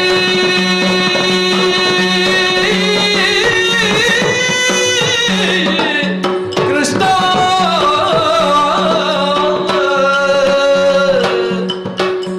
ಕೃಷ್ಣ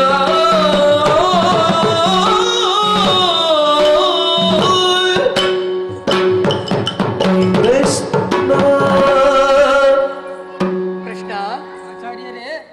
ತಲೆ ಕಡಿಯುವುದಕ್ಕೆ ಯಾಕೆ ನಾನು ಹೇಳ್ತಾ ಇದ್ದೆ ಅಂತ ಕೇಳ್ತಾ ಇದ್ದೀಯಾ? ಹೌದು. ಯಾಕೆ ಸ್ವಾಮಿ ಬದುಕಬೇಕು ನಾನು?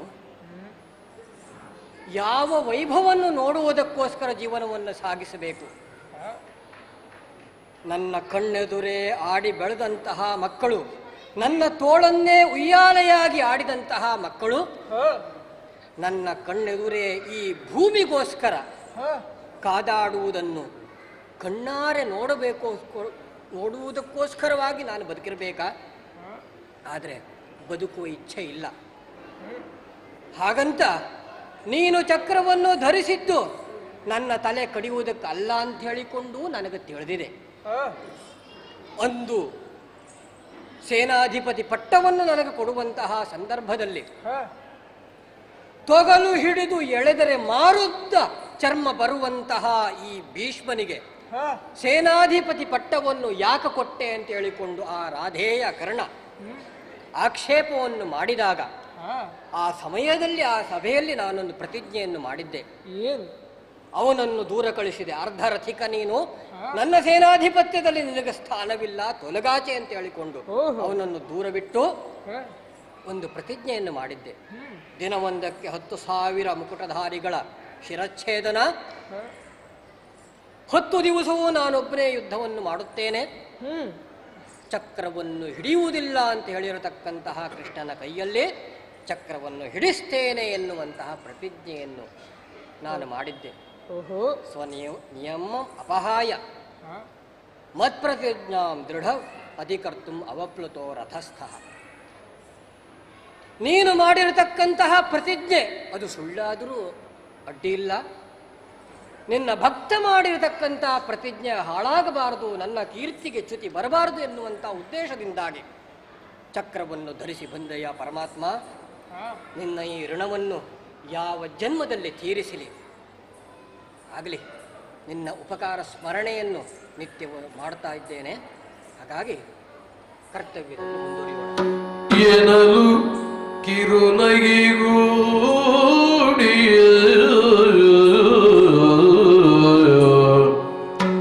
ಎನಲು ಕಿರುನಗಿಗೂಡಿ ಚಕ್ರವೋ ಧನುಜದೋಡ ಮುಚ್ಚಿ ವರಸತನವನೇ ಕಿರೀಟಿ ಅಭಯವನಿತ್ತ ಅಚ್ಯುತನು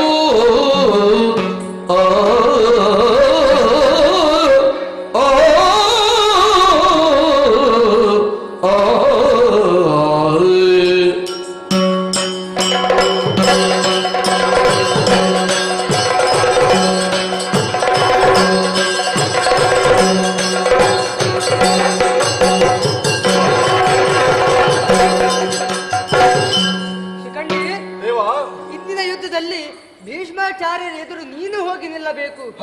ಆಗ ಅವರು ಶಸ್ತ್ರಾತ್ಯಾಗವನ್ನು ಮಾಡುತ್ತಾರೆ. ನಿನ್ನ ಬೆನ್ನ ಹಿಂದೆ ನಿಂತು ಅರ್ಜುನ ಬಾಣ ಪ್ರಯೋಗ ಮಾಡುತ್ತಾನೆ. ಆಗಲಿ ದೇವ.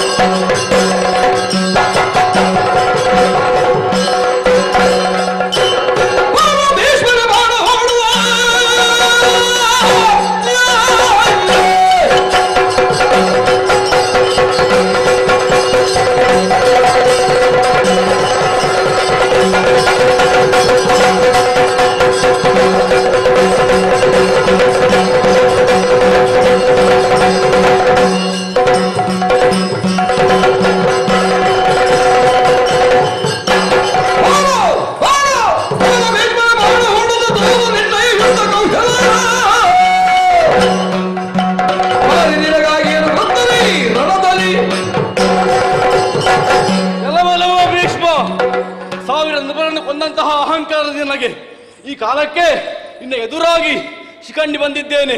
ಹೂಡಿ ನಿನ್ನ ಬಾಣ ಎದುರಿಸಿದ ನಾನು ಸಮಯವು ಬಳಸಿಕೊಳ್ಳುತ್ತಾಯಿತು ಭೀಷ್ಮಗೆ ಬಾಣ ಹೂಡಲು ಆಯಿತು ಭೀಷ್ಮಗೆ ಬಾಣ ಹೂಡಲು ನನಗೆ ಜವದಲ್ಲಿ ನಿನ್ನ ಅಜ್ಜನ ವಹಿಸಲು ಮಾತ. ಸುದೀರ್ಘವಾದಂತಹ ಜೀವನದಲ್ಲಿ ಒಂದು ನಿಯಮವನ್ನು ನಿಯತ್ತನ್ನು ಇಟ್ಟುಕೊಂಡು ಬದುಕಿದವ ಈ ಭೀಷ್ಮ. ಒಂದು ತಾಯಿಗೆ ಒಬ್ಬನೇ ಮಗ ಇದ್ರೆ ಅವನಲ್ಲಿ ಯುದ್ಧವನ್ನು ಮಾಡುವುದಿಲ್ಲ, ಸ್ತ್ರೀಯರಲ್ಲಿ ಯುದ್ಧವನ್ನು ಮಾಡುವುದಿಲ್ಲ. ನೀನು ಒಂದು ಕಾಲದಲ್ಲಿ ಸ್ತ್ರೀಯಾಗಿದ್ದವನು, ಸ್ವಾಭಾವಿಕವಾಗಿ ಸ್ತ್ರೀಯಾಗಿದ್ದವನು, ಹೊರಬಲದಿಂದಾಗಿ ಗಂಧರ್ವಾವೇಶ ಪ್ರಯುಕ್ತವಾಗಿ ಪುರುಷ ಶರೀರವನ್ನು ಪಡೆದಿದ್ದಿ. ಹಾಗಾಗಿ ನಿನ್ನೊಂದಿಗೆ ನನ್ನ ಯುದ್ಧವಿಲ್ಲ, ಶಸ್ತ್ರತ್ಯಾಗ. ಅರ್ಜುನ,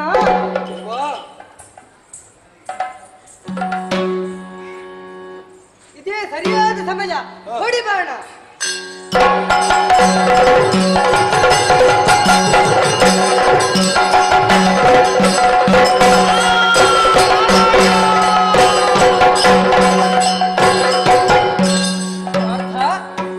ಭೀಷ್ಮಾಚಾರ್ಯರಿಗೆ ಶರಶಯ್ಯೆಯಾಗಿದೆ. ಹಾಗಾಗಿ ಅವರ ಗೌರವಾರ್ಥವಾಗಿ ಇಂದಿನ ಯುದ್ಧವನ್ನು ನಿಲ್ಲಿಸೋಣ. ಗುಡಾರಕ್ಕೆ ತೆರಳೋಣ.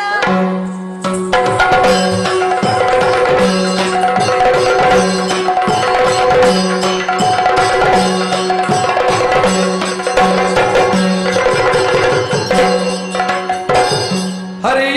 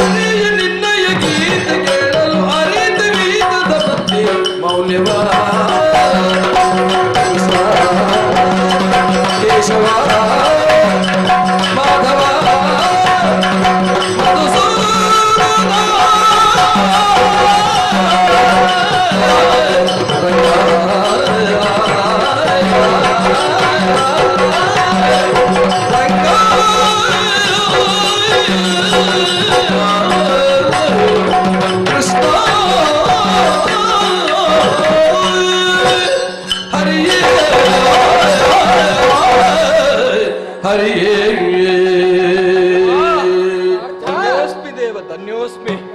ಇಂದಿನ ಕಾಲಕ್ಕೆ ಕೌರವರು ಅಳಿದರು, ಪಾಂಡವರಿಗೆ ಜಯವಾಯಿತು. ನಮ್ಮಲ್ಲಿ ಕಾದಾಟಕ್ಕೆ ನಿಲ್ಲಂತಹ ಕೌರವಾದಿಗಳು ಎಲ್ಲರೂ ಅಳಿದು ಹೋದರು. ಕಾಲಕ್ಕೆ ಯುದ್ಧವು ಸಮಾಪ್ತಿವಾಗಿದೆ. ಇದಕ್ಕೆ ಕಾರಣ ಯಾರು? ಎಲ್ಲ ನೀನಲ್ವೇ ಪ್ರಭು.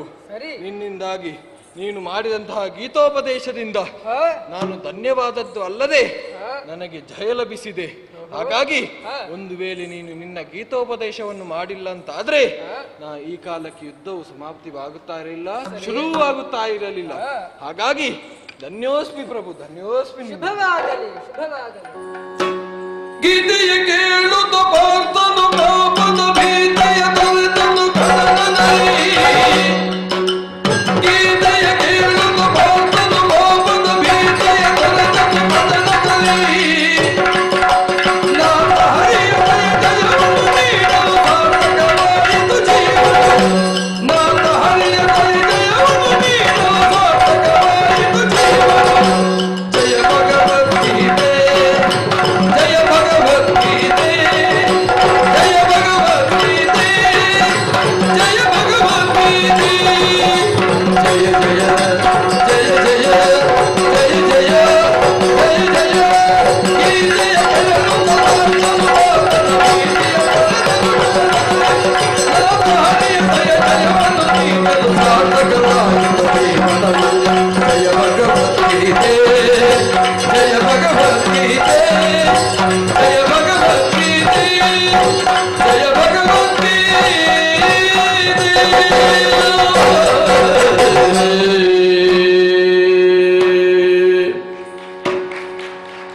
ವಿಶ್ವಗೀತ ಪರ್ಯಾಯದಲ್ಲಿ ಗೀತೆಯ ಮೌಲ್ಯವೋ.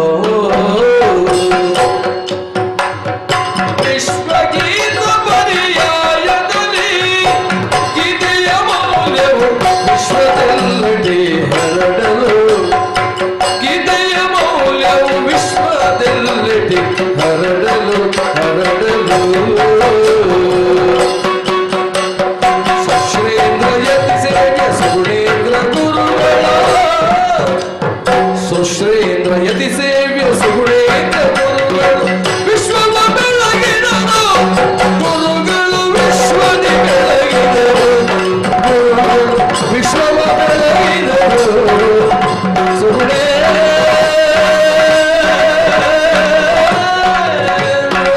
ಗುರುವರ ಗುರುವರ ಗುರುವರ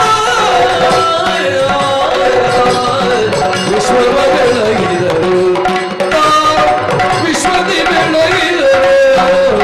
ನೀವು ವಿಶ್ವವ ಬೆಳಗಿದಿರಿ, ನೀವು ವಿಶ್ವದಿ ಬೆಳಗಿದಿರಿ. ವಿಶ್ವಗೀತ ಪರ್ಯಾಯದಲ್ಲಿ ಗೀತೆಯ ಮೌಲ್ಯವು ವಿಶ್ವಕ್ಕೆ ಹರಡೆ. ಗೀತೆಯ ಮೌಲ್ಯವು ವಿಶ್ವಕ್ಕೆ ಹರಡೆ. ಗೀತೆಯ ಮೌಲ್ಯವು ವಿಶ್ವಕ್ಕೆ ಹರಡೆ. ಸುಶ್ರೇಂದ್ರ ಯತಿಸೇವ್ಯ ಸುಗುಣೇಂದ್ರ ಗುರುಗಳು ವಿಶ್ವದಿ ಬೆಳಗಿದರು, ವಿಶ್ವದಿ ಬೆಳಗಿದರು. ಗುರು ಬ್ರಹ್ಮ ಗುರು ವಿಷ್ಣು ಗುರುದೇವ ಮಹೇಶ್ವರ, ಗುರು ಸಾಕ್ಷಾತ್ ಪರಬ್ರಹ್ಮ ತಸ್ಮೈ ಶ್ರೀ ಗುರವೇ ನಮಃ.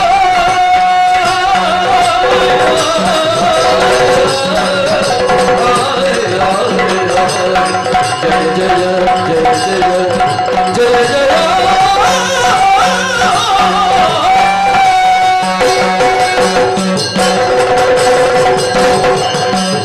ಆದಿದೇವ ಸಕಲಾಗಮ ಪೂಜಿತ ಯಾದವ ಕುಲ ಮೋಹನ ರೂಪ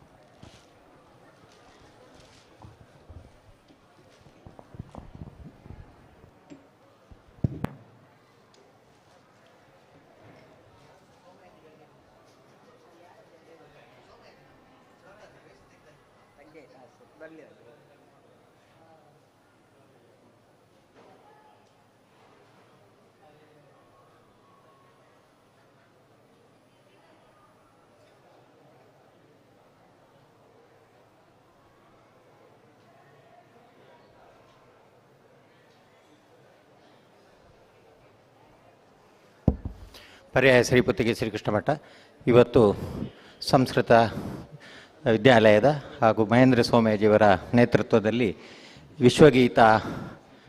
ವಿಶ್ವಗೀತಾಚಾರ್ಯ ಕೃಷ್ಣಚರಿತಂ ಎನ್ನುವ ಒಂದು ಪ್ರಸಂಗವನ್ನು ಶ್ರೀಕೃಷ್ಣ ಜನ್ಮಾಷ್ಟಮಿ ಮಂಡಲೋತ್ಸವದಲ್ಲಿ ವಿಶೇಷವಾಗಿ ಶ್ರೀಕೃಷ್ಣ ಮುಖ್ಯಪ್ರಾಣಿಗೆ ಅರ್ಪಿಸಿದ್ದಾರೆ. ವಿಶ್ವಗೀತಾ ಪರ್ಯಾಯದ ಶ್ರೀ ಶ್ರೀ ಸುಗುಣೇಂದ್ರ ತೀರ್ಥ ಶ್ರೀಪಾದಂಗಳವರ ಚತುರ್ಥ ಪರ್ಯಾಯದಲ್ಲಿ ಒಂದು ಅತ್ಯಪೂರ್ವ ವಿಶ್ವಗೀತಾ ಚಿಂತನೆಯಲ್ಲಿ ಈ ಕಾರ್ಯಕ್ರಮವನ್ನು ಹಮ್ಮಿಕೊಂಡಿದ್ದಾರೆ. ಅವರಿಗೆ ಪರ್ಯಾಯ ಮಠದಿಂದ ಹೃತ್ಪೂರ್ವಕ ಕೃತಜ್ಞತೆಗಳನ್ನು ಅರ್ಪಿಸುತ್ತಾ ಶ್ರೀ ಶ್ರೀ ಸುಗುಣೇಂದ್ರ ತೀರ್ಥ ಶ್ರೀಪಾದಂಗಳವರು ಎಲ್ಲ ಕಲಾವಿದರಿಗೂ ಆಶೀರ್ವಚನ ನೀಡಿ ಅನುಗ್ರಹಿಸಬೇಕಾಗಿ ವಿನಂತಿಸ್ತೇನೆ. ನಮ್ಮ ಚತುರ್ಥ ಪರ್ಯಾಯದ ವಿಶ್ವಗೀತಾ ಪರ್ಯಾಯದ 2ನೇ ವರ್ಷದ ಶ್ರೀಕೃಷ್ಣ ಜನ್ಮಾಷ್ಟಮಿ ಮಂಡಲೋತ್ಸವದಲ್ಲಿ ಇವತ್ತು ಅತ್ಯಂತ ಅಪೂರ್ವವಾದಂತಹ ಒಂದು ವಿಶಿಷ್ಟವಾದ ಕಸ್ಟಮೈಸ್ಡ್ ಕಾರ್ಯಕ್ರಮ ಇವತ್ತು ನಡೆದಿದೆ. ನಮ್ಮ ಮಹೇಂದ್ರ ಸೋಮಯಾಜಿ ಅವರ ನೇತೃತ್ವದಲ್ಲಿ ವಿಶ್ವಗೀತಾ ಪರ್ಯಾಯ ಕೃಷ್ಣಚರಿತೆ ಈ ಒಂದು ಹೊಸ ರೀತಿಯ ಕಲ್ಪನೆ ಮತ್ತು ಸಂಯೋಜನೆಯ ಜೊತೆ ಈ ಒಂದು ಕಲಾಕಾಣಿಕೆ ಕೃಷ್ಣನಿಗೆ ಅತ್ಯಂತ ಶ್ರೇಷ್ಠವಾದದ್ದು ಸಮರ್ಪಿತವಾಗಿದೆ. ಮಹೇಂದ್ರ ಸೋಮಯಾಜಿಯವರ ನೇತೃತ್ವ ಅಂದರೆ ಅದರಲ್ಲಿ ಅತ್ಯಂತ ಒಂದು ಮೌಲ್ಯಗಳು, ಅದೇ ರೀತಿ ಒಂದು ಕಲಾತ್ಮಕತೆ ಇದನ್ನು ನಾವು ಕಾಣಬಹುದು. ಅವರ ನೇತೃತ್ವದಲ್ಲಿ ಸಂಸ್ಕೃತ ಮಹಾಪಾಠಶಾಲೆಯ ವಿದ್ಯಾರ್ಥಿಗಳು ಅಧ್ಯಾಪಕ ವೃಂದ ಸೇರಿ ಇವತ್ತು ಈ ಒಂದು ಅಪೂರ್ವವಾದಂತಹ ಒಂದು ಗುರುತಿಸಲ್ಪಡಬಹುದಾದಂತಹ ಕಾರ್ಯಕ್ರಮ ಇಲ್ಲಿ ಅರ್ಪಿತವಾಗಿದೆ. ಅದಕ್ಕೋಸ್ಕರ ಮಹೇಂದ್ರ ಸೋಮಯಾಜಿ ಅವರನ್ನು ಎಲ್ಲ ಕಲಾವಿದರನ್ನು ಭಾಗವತರನ್ನು ಕೂಡ ನಾವು ಈ ಸಂದರ್ಭದಲ್ಲಿ ವಿಶೇಷವಾಗಿ ಅಭಿನಂದಿಸ್ತಾ ಇದ್ದೇವೆ.